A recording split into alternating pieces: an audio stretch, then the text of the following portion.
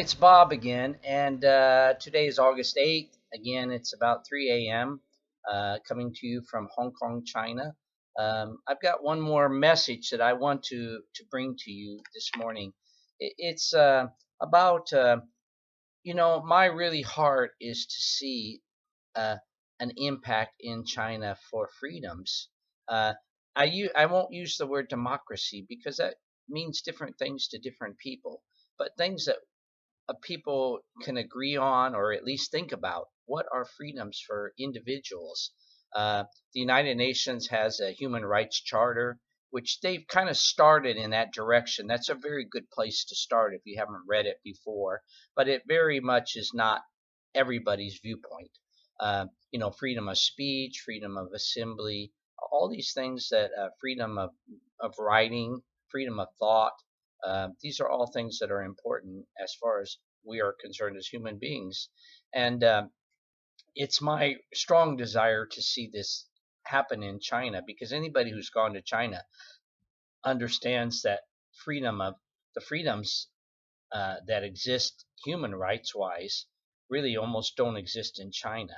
They're very controlled, they've been removed, and if they practice them, they're put under punishment by the government. And I believe that uh, I've been thinking, how can what I do or what other people do in Hong Kong really have an impact on China? Hong Kong is a very small place, about 7 million people, and we're trying our best to survive here. But then there's the other side, which is mainland China, which is bringing these, the government, the communist government, is bringing all these negative values to Hong Kong, taking away freedoms. And also, they've done so in China. And I can't really guess what will happen in the future. All I know is I can do what I can do, what I think is right. And China is beyond my thinking. How can I impact China? Even though there are people who come to me and talk to me and they're activists in China, they live in China and they tell me they're Chinese. They tell me about the realities there. They can immediately be put in prison just for simply sharing a photo on the internet of what I do in Hong Kong as far as protesting and encouraging people to protest. I had a man tell me that just 2 days ago.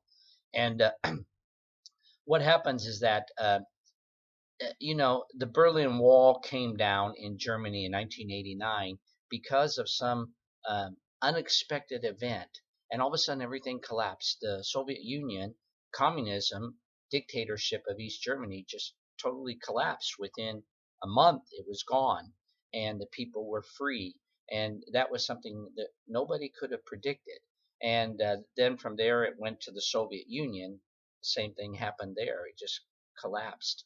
And I think that I'm just guessing and I'm throwing this out on the table, but there are many other ways this could happen, and it is a possibility. One of the things that we have in China, they don't really have medical care that's sufficient there for people, and monitoring of medical conditions, the hospitals, the doctors, um, and it is possible that a virus could go there, such as the Ebola virus, and they would have no way to stop it. There is no medical uh, uh, expertise to handle 1 billion people becoming ill. And, I'm not saying that would happen, but I'm just saying that the society would collapse from that alone. And it is possible that some event could take place that will cause the communist government to just completely disappear. And I'm just throwing that out on the table because when people say, "Oh, we don't have hope for the future," we don't think there's any way that freedom, democracies of the government could happen in China. But it could happen. It happened in Berlin, in East Germany, and it could happen. It happened in Poland. It happened in Czechoslovakia and all those other countries. Ukraine. Uh, it could happen in China too. So don't give up on hope. Don't lose hope.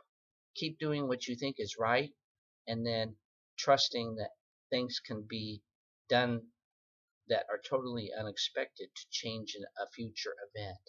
So thanks. Take care. Have a good day.